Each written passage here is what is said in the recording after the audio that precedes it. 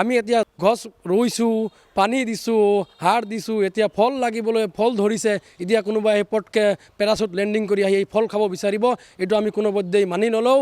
কিয়নো এইটো সমষ্টি অসমৰ ভিতৰত চবতকৈ বেছি ভোট দিয়া এটা সমষ্টি কংগ্ৰেছ দলক। এইটো সমষ্টি কোনটো যুক্তিত এৰি দিব বিচাৰিছে আমি এইটো বিচাৰি পোৱা নাই। দলগাঁও সমষ্টিখন কংগ্ৰেছৰ এটা দুৰ্গস্বৰূপ। এতিয়া নেকি শিৱসাগৰত গৈ আমাৰ সংখ্যালঘু মানুহসকল লাঞ্ছিত বঞ্চিত হ'ব লগা হৈছিল, মিয়া বুলি আমাক তুচ্ছ তাচ্ছিল্য কৰি খেদি দিয়া হৈছিল, তেতিয়া ৰাইজৰ দলৰ সন্মানীয় সভাপতি অখিল গগৈ ডাঙৰীয়া যিহেতু শিৱসাগৰৰ বিধায়ক, তেতিয়াতো ক'ত আছিলে? তেওঁ এই বিষয়লৈ এটা মাত নমতা ব্যক্তি আজি আকৌ সংখ্যালঘু অধ্যায়িত অঞ্চল হিচাপে দলগাঁও সমষ্টিখন তেখেতে বাছি লৈছে। তেখেতৰ ভিত্তি নথকা স্বত্বেও যে এইটো সমষ্টি বাছি ল'ব লগা হৈছে, এইটো দুৰ্ভাগ্যজনক। কাৰণ আমাৰ সংখ্যালঘুৰ কাৰণে তেখেতৰ অৱদান কি আছে? এজন অৱদান নথকা এখন ব্যক্তি বা সেইজন দলক আমি কেতিয়াও সংখ্যালঘু ৰাইজে আঁকোৱালি নলওঁ, এয়া আমাৰ স্পষ্ট বাৰ্তা। ৰাইজৰ দলক যাতে কোনো প্ৰকাৰে যাতে টিকেট প্ৰদান কৰা নহয়, যাতে আমাৰ ভাৰতীয় জাতীয় কংগ্ৰেছ দলৰ হাতৰ চিনত যাতে ইয়াতে প্ৰতিদ্বন্দ্বিতা আগবঢ়াব পাৰে, তাৰে কামনা কৰিছোঁ। পৰৱৰ্তী সময়ত যদি আমাৰ খুব যদি নকৰি যদি ৰাইজৰ দলক দিয়া হয়, তেনেহ'লে পৰৱৰ্তী সময়ত আমি কংগ্ৰেছ কৰ্মীসকলে বহি যিটো সিদ্ধান্ত ল'ব লাগে সেইটো লৈ আপোনালোকক জনাম। সবল এখন 79 চিচি ব্লকৰ সমষ্টিখন কংগ্ৰেছে দবন কাটি কৰি কষ্ট মস্ত কৰি চুকে কোনে যত যিমান আমাৰ জিলা আৰু ব্লক সভাপতিসকলৰ নেতৃত্ব লৈ পিনে আমি কাম কৰি আছো।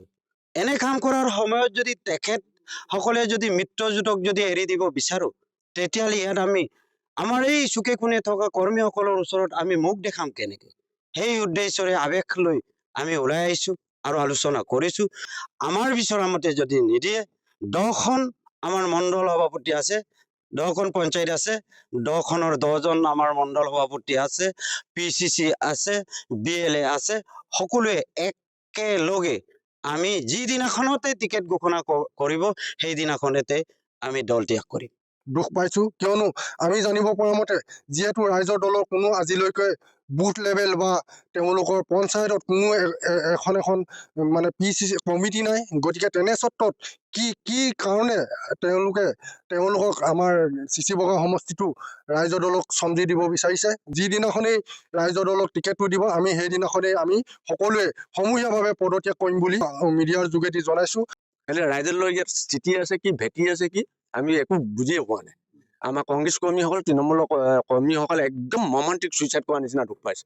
তেওঁলোকৰ কোনো সাংগঠনিক দিশ নাই, তেওঁলোকৰ ৱাৰ্ড মেম্বাৰ নাই, আমাৰ যিহেতু গাছ লেভেলত পঞ্চায়তবিলাকত, তেনে ক্ষেত্ৰত আমি আজিলৈকে এখন তেওঁলোকৰ পঞ্চায়ত কমিটি নাই, ব্লক কমিটি দেখা নাই, ৱাৰ্ড কমিটি নাই, বুথ কমিটি নাই। তেনেকুৱা ক্ষেত্ৰত কি যুক্তিত মানে ৰাইজৰ দলক আমাৰ গৌৰৱ গগৈ ডাঙৰীয়াই কি যুক্তিত তেওঁলোকক আসনখন দিবলৈ বিচাৰিছে, আমি ভাবি মানে কোনো উপায় পোৱা নাই মানে।